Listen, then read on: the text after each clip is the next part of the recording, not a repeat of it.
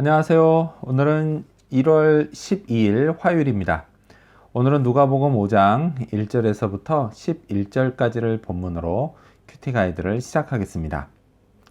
먼저 오늘 이 본문을 통해 제가 묵상한 예수님은 모든 것을 버리고 따를 만한 분이십니다. 11절 말씀을 읽어볼까요? 그들이 배들을 육지에 대고 모든 것을 버려두고 예수를 따르니라. 아멘. 어부에게 배와 그물은 그들의 모든 것이라고 할 수 있습니다. 자, 베드로와 야고보와 요한은요, 예수님을 겨우 한나절 정도밖에 만나지 않았지만 그들은 모든 것을 버리고 예수님을 따르는 대단한 결심을 했습니다. 어떻게 이런 일이 가능했을까요? 그건요, 비록 짧은 만남이었지만 그들은 예수님께 그만한 가치가 있다는 사실을 발견했기 때문입니다. 이와 비슷한 일은요, 사람들 사이에서도 벌어집니다. 첫눈에 반해서요, 그때부터 자기의 모든 걸 걸고 사랑해서 결국 결혼까지 하게 됩니다. 다른 사람 얘기가 아니라요, 바로 제 이야기입니다. 자, 오늘 본문에 나오는 이 세 사람은요, 저같이 감정적인 이유로 예수님을 따르기 시작한 건 아니었습니다. 자, 그들이 처음 예수님을 만났을 때 그들은 은연중에 예수님을 얕잡아 봤습니다. 보아하니 랍비신데 어부인 우리에게 물고기 잡는 법을 가르치시려고요? 이 낮에요? 그것도 깊은 데로요? 역시 뭘 모르시는군요. 이렇게 생각했습니다. 하지만요, 결과는 그들의 경험, 그들의 지식을 완전히 뒤집었습니다. 그들은요, 곧 물고기를 잡는 능력이라는 어부로서의 자신의 모든 것이 예수님 앞에 얼마나 초라한 것인지를 깨닫게 되었습니다. 이것이요, 예수님을 따르게 된 계기였습니다. 사실 그들에게는요, 아직 예수님이 그리스도시다 라고 하는 이런 완벽한 지식이 없었습니다. 그래도요, 어쨌든 예수님이 자기의 모든 것보다 훨씬 뛰어난 분이시라는 걸 알았고, 그렇게 그분의 제자가 되는 첫걸음을 내딛게 되었습니다. 그렇다면 오늘 이 본문을 통해 제가 발견한 인간의 모습, 어떤 게 있을까요? 오늘은 일단 말씀대로 한 베드로를 볼 수 있습니다. 5절 말씀 읽어볼까요? 시몬이 대답하여 이르되 선생님, 우리들이 밤이 새도록 수고하였으되 잡은 것이 없지만은 말씀에 의지하여 내가 그물을 내리리이다 하고. 아멘. 깊은 데로 가서 그물을 내리라는 말씀을 들은 베드로는 일단 토를 달았습니다. 어부인 우리도 밤새 한 마리도 못 잡았습니다. 이 말은요, 그런데 랍비인 당신이 하는 말이 말이 됩니까? 라는 뉘앙스였습니다. 자, 만일 베드로가요, 여기서 그냥 끝났으면 훗날 예루살렘 교회의 위대한 지도자는 탄생하지 못했을 겁니다. 자, 베드로의 다음 말이 참 중요합니다. 뭐죠? 없지만은 말씀에 의지하여입니다. 그렇기는 해도 일단 당신이 하신 말씀대로 해보겠습니다. 자, 이렇게 말하고는요, 배를 몰고 다시 호수로 나가면서 베드로가 무슨 생각을 했을까요? 아마도요, 당신 말이 틀렸다는 걸 보여주지, 이게 아니었을까요? 자기 상식으로는요, 예수님의 말씀이 전혀 말이 되지 않았기 때문입니다. 한편요, 예수님은 그런 베드로를 어떻게 생각하셨을까요? 분명히요, 마음에 드셨을 겁니다. 왜냐?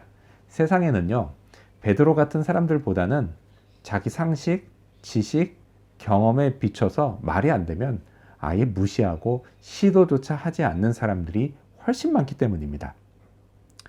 예수님은요, 곧 벌어질 일을 생각하시며 입가에 미소를 띠셨을 겁니다. 자, 성경을 통해 읽을 수 있는 예수님의 말씀은요, 어떤 건 상식적으로 납득이 되지만 그렇지 않은 것도 참 많습니다.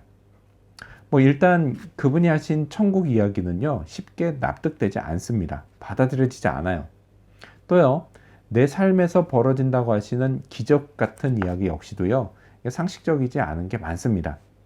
하지만요, 일단 말씀대로 하면 정말 말씀대로 이루어집니다. 주님의 말씀은요, 전능자의 말씀이고 또한 능력의 말씀이기 때문입니다. 예수님은요, 베드로처럼 납득하지 못했어도 일단 말씀대로 하는 사람을 좋아하십니다. 자, 그렇다면 끝으로 오늘 이 본문을 통해서 나에게 주시는 교훈이 뭘까요? 그건 예수님께 무릎 꿇자입니다. 8절 말씀을 읽겠습니다. 시몬 베드로가 이를 보고 예수의 무릎 아래에 엎드려 이르되 주여 나를 떠나소서 나는 죄인이로소이다 하니. 아멘. 나보다 훨씬 뛰어난 존재를 만났을 때 가장 좋은 자세는요, 그냥 꿇는 겁니다. 괜히 그 앞에서 잘난 척 했다가는요, 나중에 볼썽사나워질 수도 있습니다. 자, 베드로는요, 예수님이 어떤 존재인지 알았을 때 곧바로 무릎 꿇었습니다. 바짝 엎드렸습니다. 저도요, 베드로처럼 예수님 앞에 바짝 엎드려야 합니다. 그게 마땅한 자세입니다. 베드로는요, 예수님을 주로 부르면서 죄인인 자신을 떠나달라고 말했습니다. 이건요, 그가 예수님이 싫어서 그런 게 아니었습니다. 그런 게 아니라 신적인 존재 앞에 자기가 죽을지도 모른다는 두려움 때문이었습니다. 하긴요, 그는 예수님께 죄를 짓긴 했죠. 무슨 죄요? 예수님을 얕잡아 본 죄였습니다. 예수님은요, 제가 해결하지 못하는 저의 죄 문제를 해결해 주셨습니다. 이거 하나만으로도요, 저는 예수님께 마땅히 무릎 꿇어야 합니다. 주님을 경외해야 합니다. 한편요, 무릎 꿇는 거, 무릎은요, 내가 상대방을 사랑할 때에도 꿇습니다. 그래서 프로포즈도 대개 무릎을 꿇고 합니다. 예수님을 향한 사랑, 그건 역시도요, 그분 앞에 무릎을 꿇는 것으로 표현됩니다. 아쉽게도요, 이제는 무릎을 오래 꿇지 못합니다. 왜냐하면 그러면 너무 아파서요, 병원 치료를 받아야 하기 때문입니다. 호주에서 병원 가는 거 쉽지 않죠. 그래도요, 새벽에 마음만은 항상 무릎을 꿇습니다. 오늘도요, 제 모든 것보다 훨씬 가치 있는 예수님, 그 예수님을 경외하고 사랑하며 말씀을 따르는 그런 하루가 되기를 소망합니다. 기도하겠습니다. 모든 것을 버리고 따를 가치가 있으신 예수님 감사합니다. 그 예수님이 베드로를 부르신 것처럼 야고보와 요한을 부르시고 따르게 하신 것처럼 저도 부르시고 따르게 하시니 감사합니다. 하나님, 반신반의하면서도 말씀을 의지해서 순종하고 행동했던 베드로를 본받게 해주시고 저 역시도 여전히 긴가민가한 하나님의 말씀, 주님의 말씀, 그러나 주께서 그 말씀하셨기에 순종하고 따름으로 정말 그 말씀이 내 삶에서 이루어지는 것을 보게 해 주시옵소서. 그리고 예수님을 경외하며 또 예수님을 사랑하며 늘 무릎 꿇는 자 되게 하여 주시고 비록 육신의 약함으로 오래 꿇지 못한다 할지라도 마음으로라도 늘 무릎 꿇고 또 때를 따라 무릎 꿇으며 그렇게 예수님 앞에 엎드리는 자 되게 도와 주시옵소서.